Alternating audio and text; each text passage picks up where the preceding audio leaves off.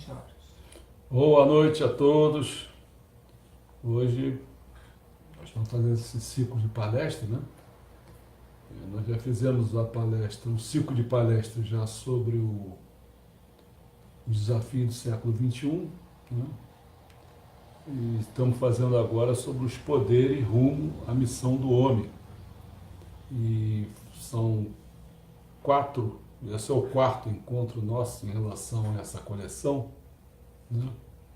E nós vamos tratar hoje, já fizemos na primeira, foi retorno da utopia, depois por que devemos dar dinheiro às pessoas, né? O terceiro foi sobre o fim da pobreza, e hoje nós vamos falar sobre os novos números para uma nova era.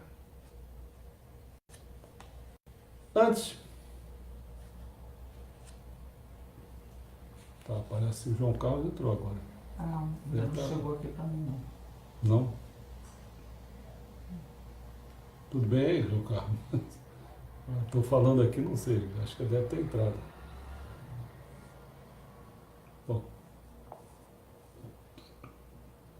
antes vamos entrar então propriamente neste assunto, vamos abordar a questão, para chegar a esses novos números para uma nova era, nós temos que abordar que nós temos que manter um estado de vigilância. Segundo um dos maiores autores do século XX, que é o George Orwell, ele diz que é a baixeza peculiar da pobreza que você descobre primeiro. E ele dizia isso por experiência própria, porque ele passou um tempo vivendo entre os pobres. Em sua autobiografia, que é No Pior, em Paris e Londres, de 1933, ele escreve: "Você pensou que seria bastante simples? É extraordinariamente complicado. Você achou que seria terrível. É meramente esquálido e tedioso." Então, tedioso para ele, a questão. Ele está botando lá uma coisa, estão conectados. Tá bom. O Orwell se recorda de passar dias inteiros simplesmente deitado na cama, porque não havia nada que valesse a pena ele se levantar para fazer. Na hora que uma pessoa se põe numa posição de pó para ver o que é. O ponto crucial da pobreza, diz ele, é que ela aniquila o futuro. Tudo que resta é sobreviver no aqui e agora. Ele também se admira de como as pessoas se acham no direito de lhe passar sermões ou rezar por você assim que sua renda cai abaixo de um certo patamar. A pessoa dá uma esculhambação, né? Então, vamos rezar. O mais incrível é que economistas sempre denunciaram a indústria do desemprego. Indústria do desemprego. Alguns programas de retorno ao mercado de trabalho até mesmo prolongam o desemprego. Prolonga o desemprego. E os assistentes sociais encarregados de ajudar essas pessoas a arrumar uma ocupação, muitas vezes custam mais ao governo do que o dinheiro do seguro-desemprego. A longo prazo, os custos do estado de vigilância são ainda mais altos. Afinal, passar uma semana inteira assistindo a cursos inúteis ou realizando tarefas enfadonhas deixa menos tempo para que esses indivíduos cuidem dos filhos, completem sua escolaridade e procurem um emprego de verdade. Imagine este caso. Mãe que depende da assistência do governo com 2 filhos perde o direito ao benefício porque não conseguiu desenvolver o suficiente a sua capacitação profissional. O governo vai economizar uns $2.000, mas serão muito maiores os custos que terá com essas crianças que, consequentemente, irão crescer pobres, alimentar-se mal, ter nota ruim na escola e, mais tarde, terão maior probabilidade de quê? De cometer crimes. De fato, a crítica conservadora ao velho Estado babá é certeira. A atual burocracia mantém as pessoas no ciclo de pobreza. Na verdade, produz dependência. Enquanto se espera que os empregados demonstrem suas habilidades, serviços sociais, espera que os beneficiários demonstrem suas incapacidades, que provem, ano após ano, que uma doença é debilitante o suficiente que a depressão do indivíduo é terrível o suficiente e que as chances do indivíduo conseguir um emprego são mínimas o suficiente. Do contrário, os benefícios serão cortados. Formulários, entrevistas, checagem, apelos, avaliações, exames, consultas, depois mais formulários. Todo pedido de assistência tem os próprios protocolos degradantes e desperdício de dinheiro. O processo pisoteia a privacidade e o respeito próprio de uma forma inconcebível a qualquer um fora do sistema de benefício. Diz um assistente social britânico, cria uma aura nociva de desconfiança. Isso não é uma guerra contra a pobreza, é uma guerra contra os pobres. Não há maneira mais garantida de transformar os que ocupam os degraus inferiores da sociedade, inclusive gênios como o Orwell, né? Não sei pronunciar isso direito, George Orwell,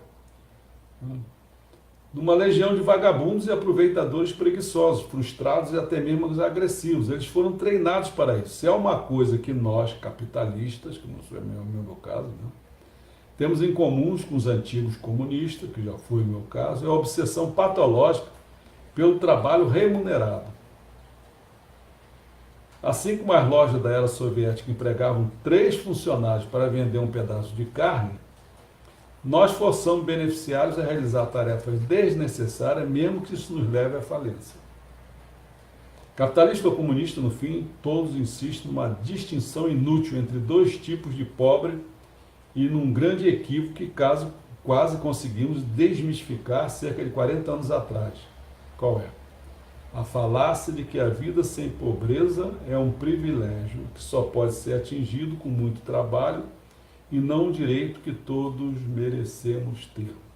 Bom, feito esse pequeno preâmbulo, vamos iniciar o assunto Novos Números para uma Nova Era. Começou por volta das 15h45, uma situação num determinado país, com tremores aproximadamente 10 quilômetros abaixo da superfície da Terra, de uma intensidade que não se sentia há pelo menos meio século.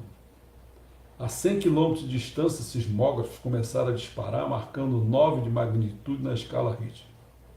Menos de meia hora depois, as primeiras ondas estouraram na costa do Japão, chegando a 6 metros, 12 metros e até 18 metros de altura. Em poucas horas, 39 mil hectares de terra foram cobertos por lama, destroços e água. Quase 20 mil pessoas morreram. A economia do Japão estava em queda livre. Proclamou a manchete do jornal The Guardian. Poucos meses depois, o Banco Mundial calculou o prejuízo total em 235 bilhões de dólares, o equivalente ao PIB da Grécia. O terremoto de Sendai, que foi esse, em 11 de março de 2011, entrou para a história como o desastre mais dispendioso até então. Mas a história não acaba aí.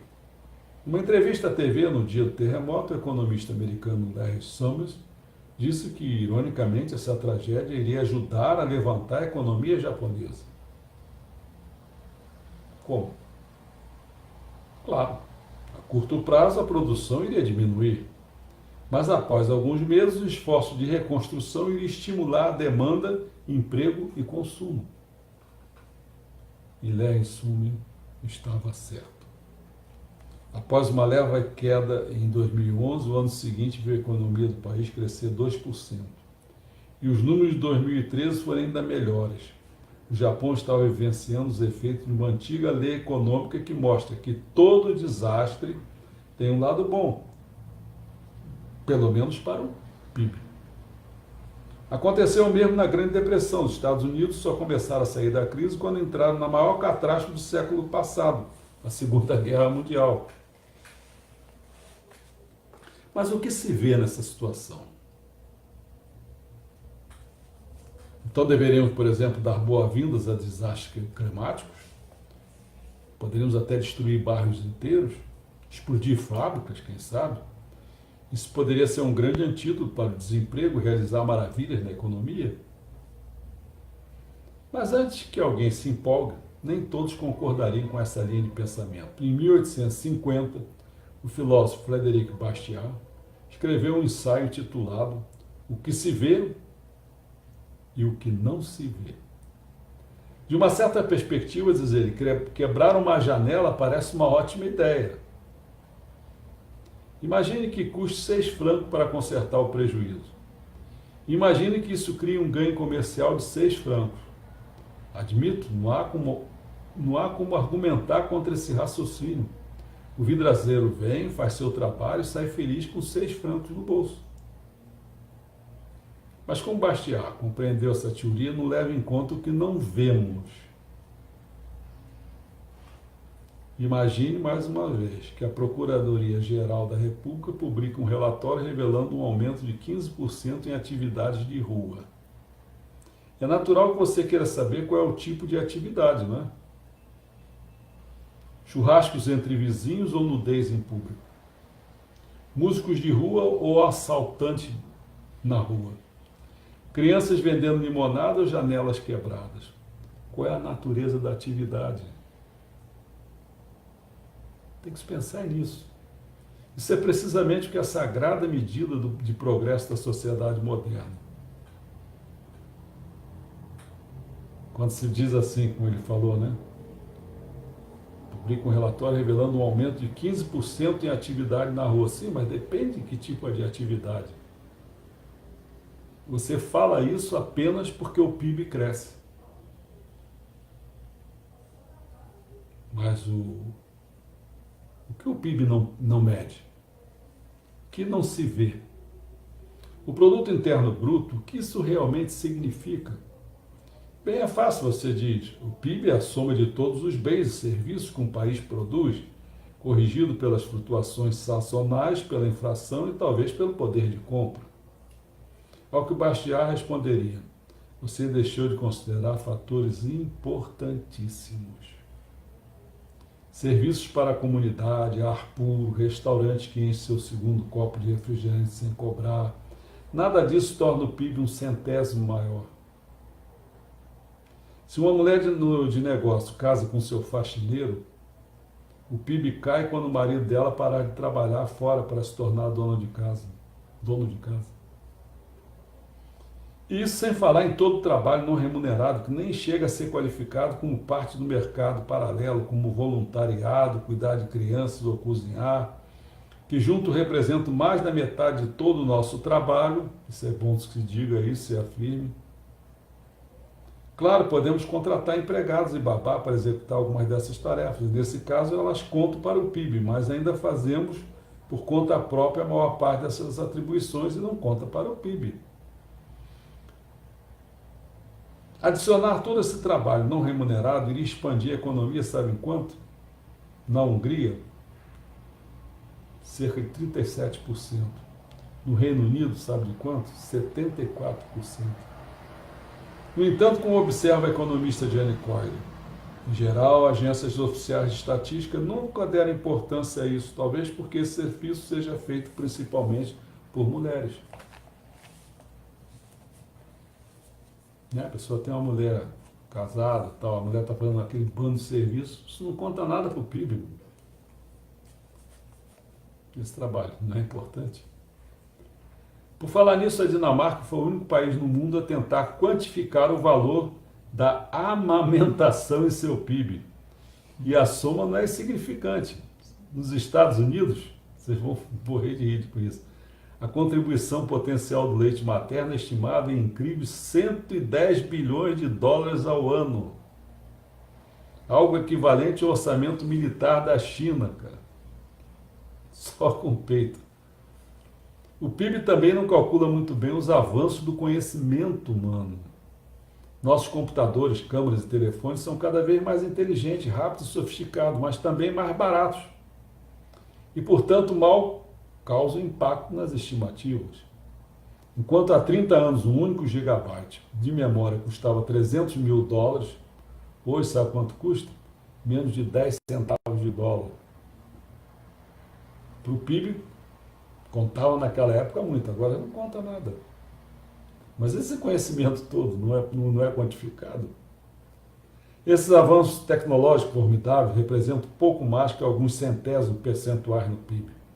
Produtos gratuitos podem até fazer a economia se contrair, como o serviço de ligações do Skype, que custa uma fortuna às companhias de telecomunicações. Hoje o africano médio com um telefone celular tem mais acesso à informação do que o presidente Bill Clinton tinha nos anos 1990, cara. Fora aquele negócio que todo mundo conhece, né? Não sei como conseguiram chegar na Lua com aquele computadorzinho de merda, cara. Era um computador muito ruim, cara. Hoje todo mundo tem muito mais do que aquilo. Mas mesmo assim a parcela do setor de informação na economia não foi modificada nos últimos 25 anos, desde antes da internet. Além de não contemplar tantas coisas boas, o PIB também se beneficia de vários tipos de sofrimento humano. Engarrafamentos, vícios em drogas, adultério, minas de ouro destinadas a postos de gasolina, centros de reabilitação e advogados especializados em divórcio. Se você fosse o PIB, seu cidadão ideal seria um jogador compulsivo com câncer que está passando por um divórcio complicado, do qual busca consolo tomando várias pílulas de antidepressivo e comprando loucamente na Black Friday. Né? Black Friday. Black Friday. Você vê que porcariado, o cara todo ruim, o PIB vai lá para cima. Se a pessoa está curando um câncer, como o PIB vai lá para cima? A poluição ambiental, inclusive, contribui para o PIB duas vezes. Uma empresa fatura evitando cumprir a legislação, enquanto outra é paga para limpar o estrago, que é a primeira causa. Em comparação, uma árvore com séculos de existência não compra, até que seja cortada e vendida com madeira e lenha. Doenças mentais, obesidade, poluição, crime, quanto mais melhor para o PIB. Rapaz. Também é por isso que o país com o maior PIB per capita do planeta, os Estados Unidos, é igualmente líder em problemas sociais. Isso eu já falei ontem, lembra? Aquele lá de 40 mil, em Portugal lá com 20, os dois lá igualzinho, né? Nos padrões do PIB, diz o escritor John Hall, as piores famílias na América são aquelas que funcionam bem, como famílias. Cozinham as próprias refeições, fazem caminhadas depois do jantar e conversam em vez de apenas deixar as crianças à mercê da cultura comercial. Família boa para o PIB é aquela toda complicada, com divórcio, comendo em qualquer lugar, né? Bom, mas no fundo é o seguinte, para cada época nós temos os próprios números. No entanto, na Terra da Abundância, chegamos ao fim de uma longa e histórica viagem. Nos últimos 30 anos ou mais, o crescimento não nos ajudou a melhorar de vida. E em alguns casos até piorou. Se queremos uma qualidade de vida melhor, temos que dar o primeiro passo na procura de outros meios e de métricas alternativas. Outras medidas. A ideia de que o PIB ainda serve como medida precisa do bem-estar social é um dos mitos mais disseminados do nosso tempo. Mesmo políticos que discordam e brigam por quase tudo sempre, concordam que o PIB deve subir. Mas peraí, essa porcaria desse PIB já não revela muita coisa. Mas todo mundo acha que o PIB tem que subir. Crescimento é bom para o emprego, é bom para o poder aquisitivo, é bom para o governo, porque ele permite gastar mais. O jornalismo moderno, sabe, estaria perdidinho sem o PIB, utilizado como uma espécie de boletim do governo com suas últimas notas de crescimento nacional. Um PIB que encolhe significa recessão. E se o número murchar mesmo depois, depressão.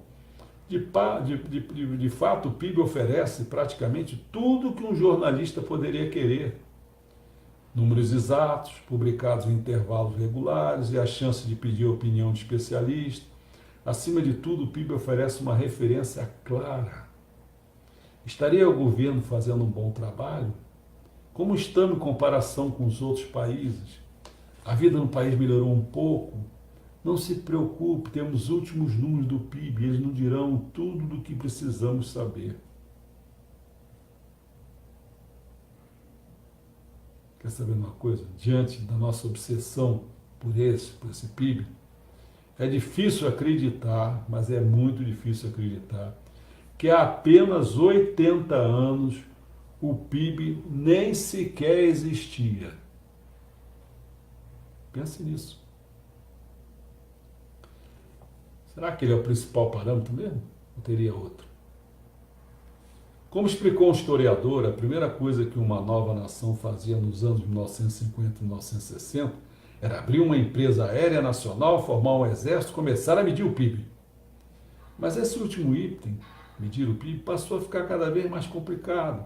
Quando as Nações Unidas publicaram seu primeiro guia para padronizar o cálculo do PIB, em 1953, o volume tinha apenas menos de 50 páginas. Hoje, sua edição mais recente tem 722 páginas. Embora seja um número mencionado constantemente na mídia, pouquíssimas pessoas de fato compreendem como se determina o PIB. Há muitos economistas profissionais, inclusive, que não têm a menor ideia.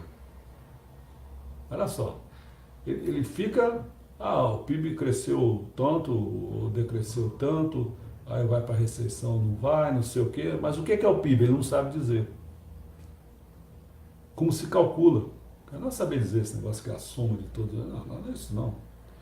Para calcular o PIB, muitos pontos de dados devem ser interligados e centenas de escolhas totalmente subjetivas devem ser feitas para determinar o que deve ser considerado ou ignorado. Apesar dessa metodologia, o PIB é apresentado como nada menos que pura ciência, em que os menores erros de cálculo podem fazer a diferença entre reeleição e aniquilação política.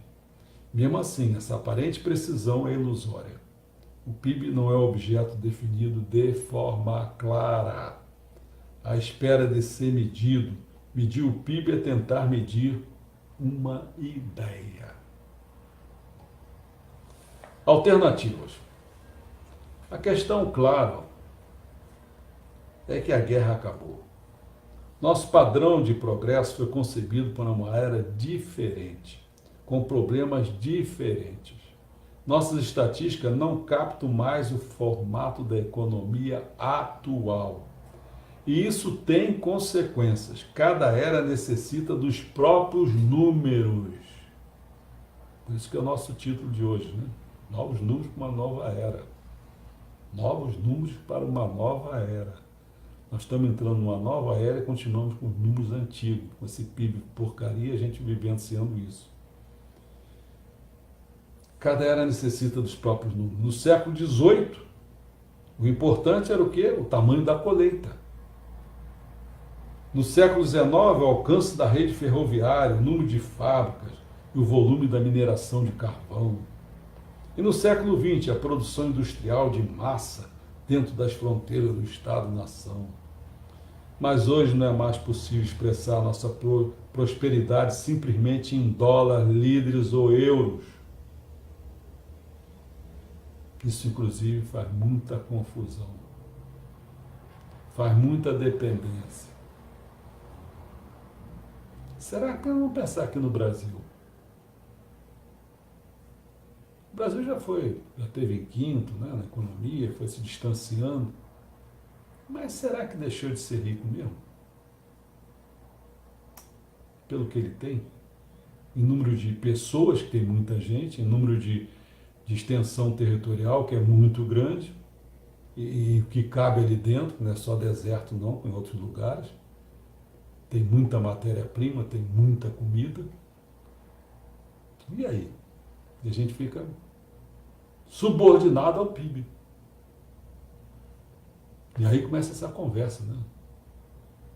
Conversa que daqui a pouco a gente não pode agir por nada, porque uma das coisas que eu estou observando é o seguinte: o governo Bolsonaro pode dar errado, sabe por quê?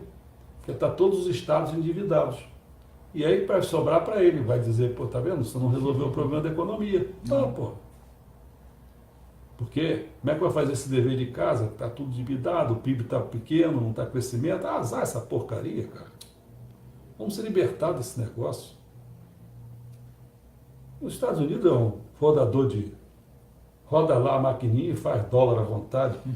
Mas hoje não é mais possível pensar na prosperidade dessa maneira, não. Da saúde à educação, do jornalismo às finanças, ainda estamos fixados em eficiências e ganhos, como se a sociedade não fosse nada além de uma grande linha de produção. Cara, mas é precisamente uma economia baseada em serviços que esses simples objetivos quantitativos não funcionam. O produto nacional bruto mede tudo, menos aquilo que faz a vida valer a pena. Sabe quem disse isso? O Robert Kennedy, o irmão do Keynes. É hora de utilizar um novo tipo de índice. Nos distantes idos de 1972, o quarto rei dragão do Butão propôs uma troca para medir a felicidade interna bruta, já que o PIB ignorava facetas vitais da cultura e do bem-estar da população. Por exemplo, lá se levava em conta o quê? Conhecimento de canções e danças tradicionais. Mas a felicidade, porque isso também é importante. Você chega num lugar, às vezes, você vai lá, o que você vê? Não, eu fui no Japão, por exemplo, em outros lugares mesmo. Você vai lá, não, o PIB tá bom, tá não sei o quê. Chega lá, vai comer o quê? Vai comer no McDonald's? Pô? Ah, pô. Eu queria escutar música japonesa, não conseguia, cara. Ah, porcaria, cara. O PIB tá ótimo, pô, mas e aí? E a cultura do local? Foi para onde? Queria ver as músicas locais. Ah, meu Deus. Bom, mas a felicidade também parece ser uma qualidade tão unidimensional e arbitrária quanto ao PIB. Afinal, é possível ser feliz apenas por se ter bebido um pouco demais. Além disso, obstáculos, luto e tristezas também são parte de uma vida bem vivida, não é mesmo? É como disse uma vez o filósofo John Stuart Mill: é melhor ser Sócrates insatisfeito do que um idiota satisfeito.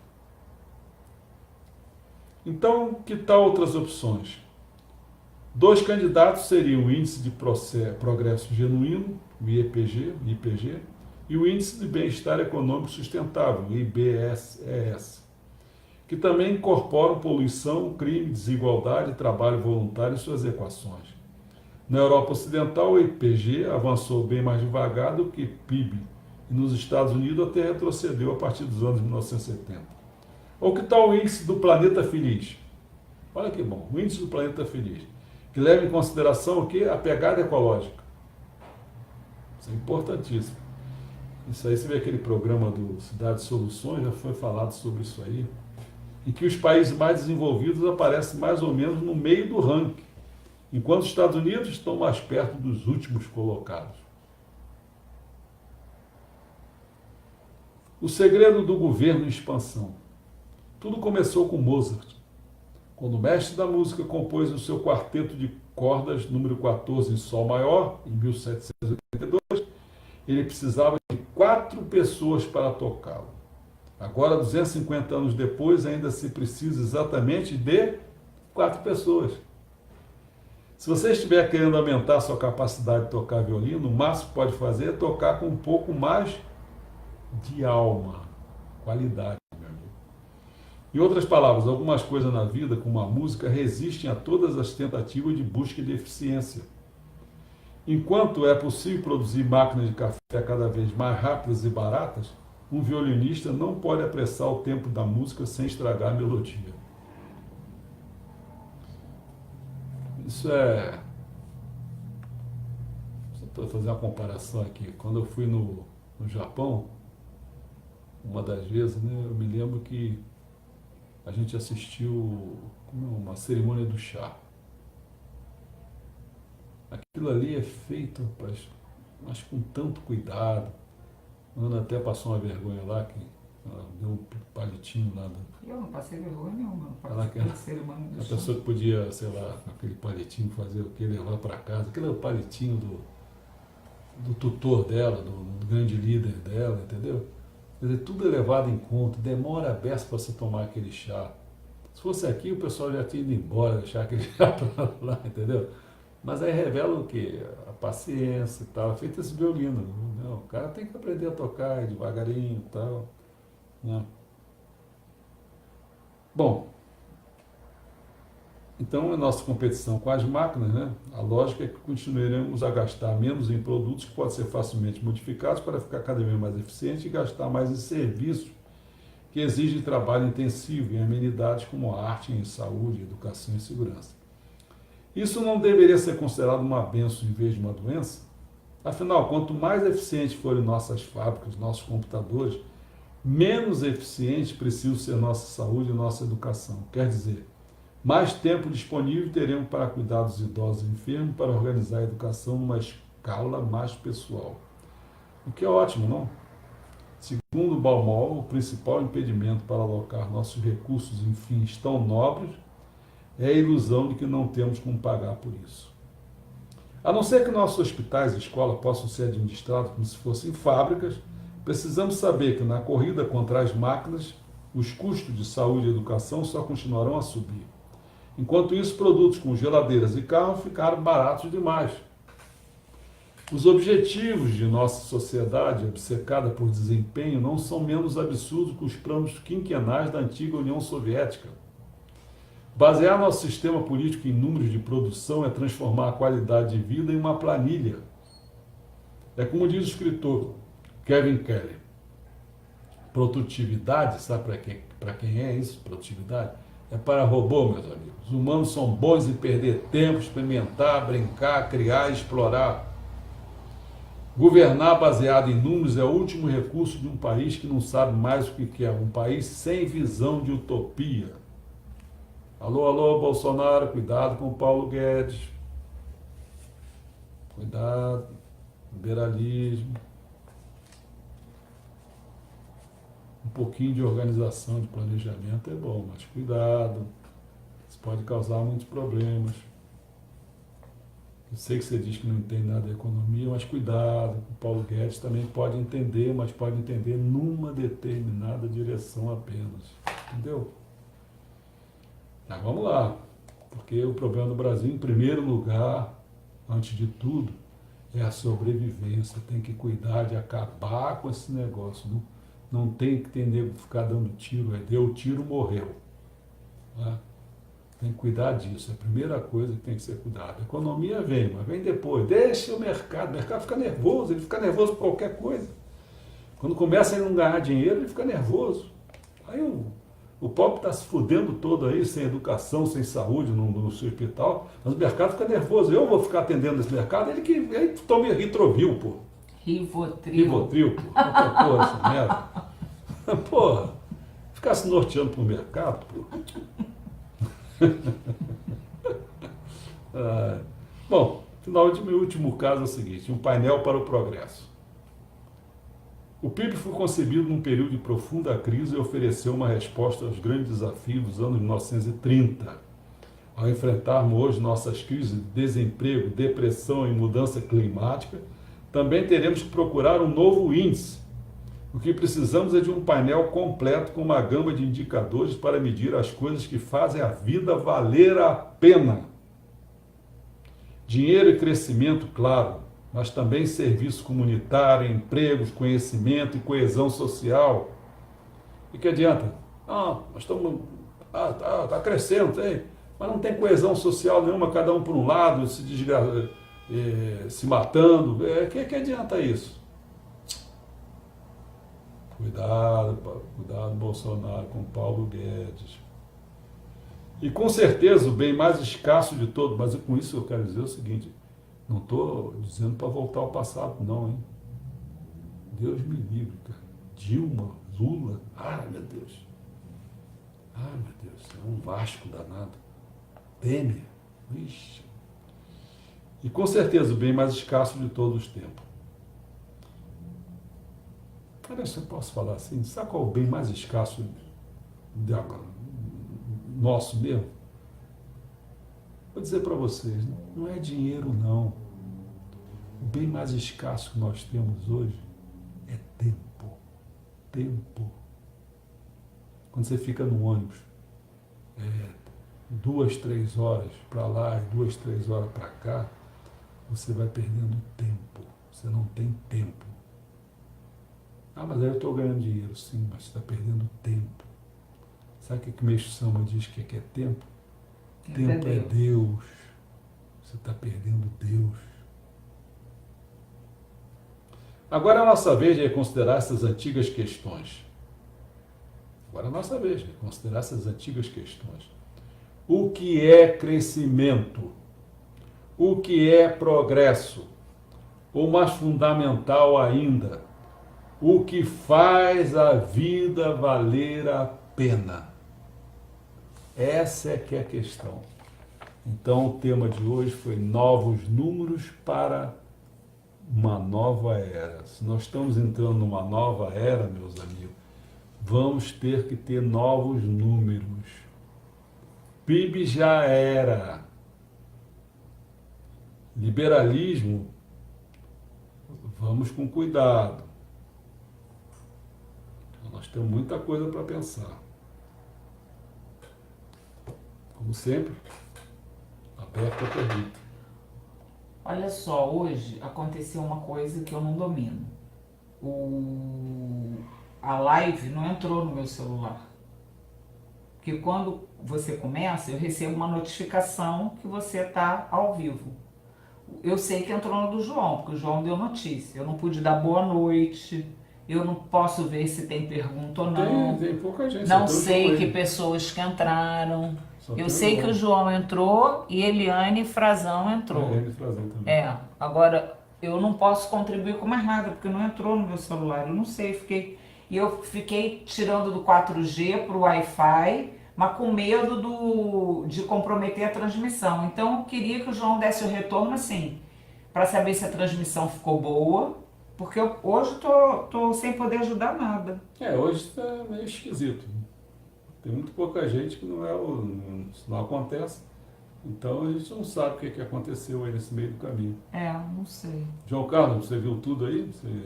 Ou a Eliane também, né? Ver se a transmissão ficou boa. Transmissão boa, entendeu? Porque eu tô sem retorno nenhum. O Facebook não me mandou a notificação de que você estava fazendo uma live. Alguém escreveu alguma coisa aí. Não. A transmissão ficou ótima, João Carlos. Então tá bom. Menos mal. Eu estava preocupado. Você sabe que isso é uma questão de merecimento. Vocês dois tiveram. A minha esposa que está do lado tem meio merecimento. Eu estava ouvindo. Mas... Eu estou do lado, Estava tentando monitorar aqui. Não deixei de ouvir, mas não... Tá certo. Eu fico lendo as perguntas, vou vendo as pessoas que entram, né? Hoje eu não pude fazer nada disso. Bom. Então tá bom. Perguntas ou não? Ou comentários lá que... Tá parecendo que não, né? Pelo que eu estou lendo aqui, já que você não está vendo aí, aqui não tem nada não. Não, só o João que falou que a transmissão ficou ótima. Bom, então, amanhã vamos entrar numa outra questão, né? É uma questão também interessante. Vamos falar sobre uma jornada semanal, sabe de quantas horas? De 15 horas. E você lembra quando eu falei, quando eu comecei a minha carreira, sei lá como é que eu vou chamar isso. Quando eu comecei na política, eu pensava assim, poxa, a gente vai trabalhar muito pouco, né? E aí o sonho foi sendo desmanchado. Mas hoje, você vê essa coisa que nós estamos tratando aqui hoje, né? Quer dizer, os poderes rumo à missão do homem, estou destacando a questão da economia, né? Tem a política, tem a economia e tem a ideologia, mas eu destaquei a questão da economia, né? Então eu vou voltar com essa questão, então, meu passado que eu achava que estava certo. Uma jornada apenas de 15 horas, né? Já pensou se 15 horas bom, depende do que uma pessoa faz. Se fizer todo dia, até de segunda a sexta só, não dá nem 3 horas. Quase 3 horas por dia. Eu acho que é isso mesmo. Não precisa mais nada não. A gente está A gente está rico, está cheio de coisas, a gente só tem nessa pobreza por causa desse esquema que está aí montado. Se a gente tiver outro esquema, a coisa vai ficar de outra maneira. A gente não precisa nada disso. Vamos voltar, como é que se diz, à União Soviética. Para vender um pedaço de carro tem que ter 3 pessoas. Pô, não, os caras têm que trabalhar, tem que trabalhar para fazer esse trabalho. Então acho que não tendo nada. Até amanhã, se Deus quiser, com a roupinha aqui do Bolsonaro. Bolsonaro, cuidado, olha aí. Tá. Você nem mudou, hein? Não. Vou com a mesma roupa. Nem tomei banho, tá bom? Que isso? Tomou sim, ele é limpinho. Boa noite, pessoal. Boa noite, pessoal.